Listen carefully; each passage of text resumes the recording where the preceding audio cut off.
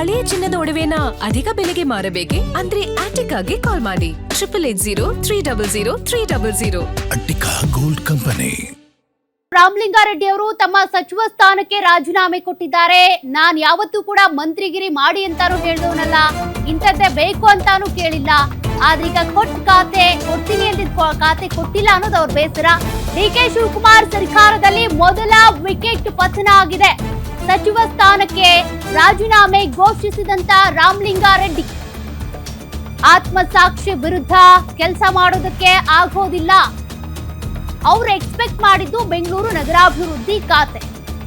ಈ ಖಾತೆ ಕೊಡ್ತೀನಿ ಅಂತ ಹೇಳಿ ಕೊಟ್ಟಿಲ್ಲ, ಹಾಗಾಗಿ ನನಗೆ ತುಂಬಾ ಬೇಸರ ಇದೆ ಅಂತ ಅವ್ರು ಹೇಳಿದ್ರು. ಜಲಸಂಪನ್ಮೂಲ ಖಾತೆ ನಿಭಾಯಿಸೋದಕ್ಕೆ ಸಾಧ್ಯ ಇಲ್ಲ. ರಾಮಲಿಂಗಾರೆಡ್ಡಿ ಅವರ ಮಾತು. ನಾನು ರಾಜೀನಾಮೆ ಕೊಡ್ತೀನಿ ಅಂತ ಹೇಳಿ ರಾಮಲಿಂಗಾರೆಡ್ಡಿ ಅವರು ಹೇಳಿದ್ರು, ಅದರಂತೆ ರಾಜೀನಾಮೆ ಕೊಟ್ಟಿದ್ದಾರೆ. ರಾಜೀನಾಮೆ ಪತ್ರ ಇನ್ನೂ ಅಂಗೀಕಾರಗೊಂಡಿಲ್ಲ. ರಾಜೀನಾಮೆ ಪತ್ರದಲ್ಲಿ ನೀವು ಗಮನಿಸ್ತಾ ಇದ್ದೀರಿ, ಅವರು ಈಗಾಗಲೇ ನಾನು ಈ ಖಾತೆ ನಿಭಾಯಿಸೋದಕ್ಕೆ ಅವ್ರಿಗೆ ಇಷ್ಟ ಇಲ್ಲ ಅಂತ ನೇರವಾಗಿನೇ ಹೇಳ್ತಿರೋದು. ಬೆಂಗಳೂರು ಬಗ್ಗೆ ನಂಗೆ ಗೊತ್ತಿದೆ, ಬೆಂಗಳೂರವನೇ, ಜೊತೆಗೆ ಬೆಂಗಳೂರಿನಲ್ಲಿ ಓಡಾಡಿದ್ದೀನಿ, ಬೆಂಗಳೂರು ಬಗ್ಗೆ ಸಾಕಷ್ಟು ಗೊತ್ತು ನನಗೆ, ಹಾಗಾಗಿ ಬೆಂಗಳೂರು ನಗರಾಭಿವೃದ್ಧಿ ಖಾತೆ ನಿಭಾಯಿಸ್ತೀನಿ ಅಂತ ಅವ್ರು ಹೇಳಿದ್ರಿ ಹಿಂದೆ. ಅದ್ರ ಜೊತೆಗೆ ಡಿ ಕೆ ಶಿವಕುಮಾರ್ ಮಾತು ಕೊಟ್ಟಿದ್ರು ಅವ್ರಿಗೆ ಈ ಖಾತೆಯನ್ನ ಕೊಡಿಸ್ತೀನಿ ಅಂತ. ಆ ಮಾತು ಉಳಿಸ್ಕೊಂಡಿಲ್ಲ ಅಂತ ರಾಮಲಿಂಗಾರೆಡ್ಡಿ ಅವ್ರಿಗೆ ಬೇಸರ ವ್ಯಕ್ತಪಡಿಸಿರೋದು.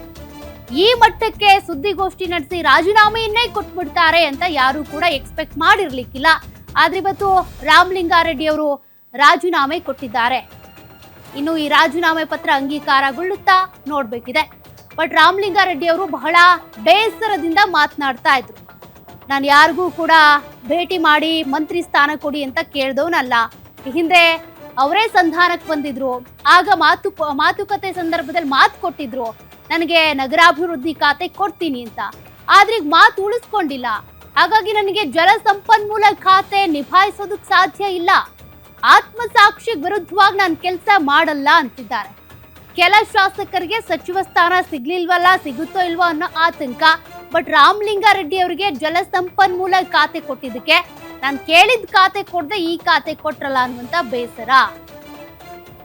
ಅವ್ರು ಹೇಳ್ತಿರೋದಿಷ್ಟೇ, ನಾನೇ ಏನಾದ್ರೂ ಇಂಥ ಖಾತೆ ಬೇಕು ಅಂದಿದ್ನ, ಅವರಾಗೆ ಮಾತು ಕೊಟ್ಟಿದ್ದು, ಯಾಕೆ ಮಾತು ಉಳಿಸ್ಕೊಳ್ಳಿಲ್ಲ ಅಂತ. ಹೈಕಮಾಂಡ್ ನಾಯಕರನ್ನು ಕೂಡ ಭೇಟಿ ಮಾಡ್ತಾರಂತೆ. ಖರ್ಗೆ, ರಾಹುಲ್ ಗಾಂಧಿ ಅವ್ರನ್ನ ಭೇಟಿ ಮಾಡಿದಂತ ಸಂದರ್ಭದಲ್ಲಿ ಏನಾದ್ರೂ ಬದಲಾವಣೆಗಳಾಗುತ್ತಾ ಗೊತ್ತಿಲ್ಲ. ಈ ಬದಲಾವಣೆ, ಈ ಒಂದು ಡೆವಲಪ್ಮೆಂಟ್ ಯಾರು ಕೂಡ ಎಕ್ಸ್ಪೆಕ್ಟ್ ಮಾಡಿರ್ಲಿಲ್ಲ. ನಿನ್ನೆ ಸಂಜೆಯಿಂದಾನು ಕೂಡ ರಾಮಲಿಂಗಾರೆಡ್ಡಿ ಅವ್ರು ಬೇಸರದಲ್ಲಿದ್ದಾರೆ, ರಾಜೀನಾಮೆ ಕೊಡ್ತೀನಿ ಅಂತಿದ್ದಾರೆ ಅನ್ನುವಂತ ಒಂದು ಸುದ್ದಿ ಇತ್ತು. ಆದ್ರೆ ಈ ಮಟ್ಟಕ್ಕೆ ಹೋಗ್ತಾರೆ ಅನ್ನೋದು ಯಾರು ಎಕ್ಸ್ಪೆಕ್ಟ್ ಮಾಡಿರ್ಲಿಲ್ಲ. ಕಾರಣ ಡಿ ಕೆ ಶಿವಕುಮಾರ್ ಅವರು ಮನವೊಲೈಸುವಲ್ಲಿ ಯಶಸ್ವಿ ಆಗ್ತಾರೆ ಅನ್ಕೊಂಡಿದ್ರು. ಬಟ್ ರಾಮಲಿಂಗಾರೆಡ್ಡಿ ಅವ್ರಿಗೆ ಸುತಾರಾಮ್ ಒಪ್ಪಿಗೆ ಇಲ್ಲ. ಬೆಂಗಳೂರು ನಗರಾಭಿವೃದ್ಧಿ ಇಲಾಖೆ ಕೊಟ್ರೆ ಕೊಡಿ, ಇಲ್ಲಾಂದ್ರೆ ಬೇರೆ ಯಾವುದೂ ಬೇಡ, ನನಗೆ ಶಾಸಕನಾಗಿ ಮುಂದುವರಿತೀನಿ, ಕಾಂಗ್ರೆಸ್ನಲ್ಲೇ ಇರ್ತೀನಿ ಅನ್ನೋದು ಅವರ ಮಾತು. ಸುದ್ದಿಗೋಷ್ಠಿಯಲ್ಲೂ ಕೂಡ ಅವರಿಷ್ಟೇ ಹೇಳಿರೋದು.